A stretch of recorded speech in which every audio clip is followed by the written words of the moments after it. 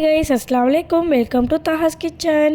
இன்றைக்கி தாஹாஸ் கிச்சனில் என்ன பார்க்க போகிறோன்னா நண்டு கிரேவி தான் பார்க்க போகிறோம். வாங்க, ஃபஸ்ட்டு ஒரு பாத்திரத்தை எடுத்து வச்சு அதில் ஆயில் போட்டுக்கலாம். அதுக்கப்புறமா சோம்பு, கருவேப்பிலை, பச்சை மிளகா, வெங்காயம் இது மூணுத்தையும் போட்டு நல்லா வதங்கட்டும்.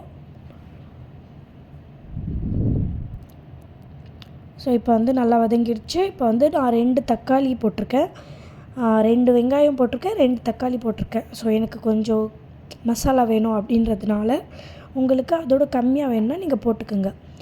தக்காளியோடு சேர்த்து நான் இஞ்சி பூண்டு பேஸ்ட் கூட போட்டிருக்கேன்.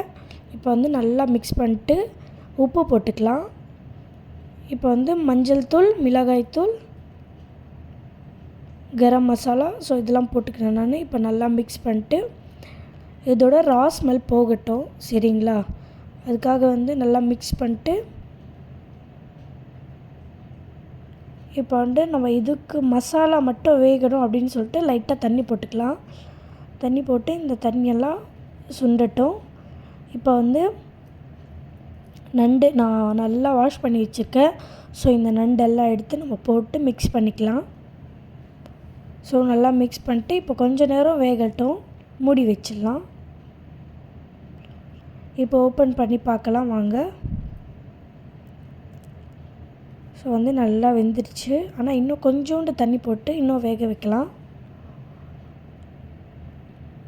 இப்போ மிளகுத்தூள், நான் மிளகாத்தூள் கம்மியாக போட்டிருக்கேன், அதனால் மிளகுத்தூள் எக்ஸ்ட்ராவாக நான் போட்டுக்கிறேன். ஸோ உங்களுக்கு எப்படி வேணுமோ நீங்கள் அப்படி செஞ்சுக்கலாம். மிளகாத்தூள் மட்டும் போடணுன்னா கூட போட்டுக்கலாம், இல்லை மிளகாத்தூள் மட்டும் போடணுன்னா கூட போட்டுக்கலாம். இப்போ எனக்கு ஒரு கிரேவி கன்சிஸ்டன்சிக்கு வந்தாச்சு. எனக்கு இந்த மாதிரி தான் வேணும். இப்போ கொத்தமல்லி தூவி நம்ம இறக்கிடலாம். நான் இது பரோட்டா கூட தான் சாப்பிட போகிறேன். நான் பரோட்டா கூட செஞ்ச வீடியோ நான் போடுறேன். தாஹாஸ் கிச்சனுக்கு லைக் பண்ணுங்கள், கமெண்ட் பண்ணுங்கள், ஷேர் பண்ணுங்கள், சப்ஸ்கிரைப் பண்ணுங்கள். அஸ்ஸலாமு அலைக்கும்.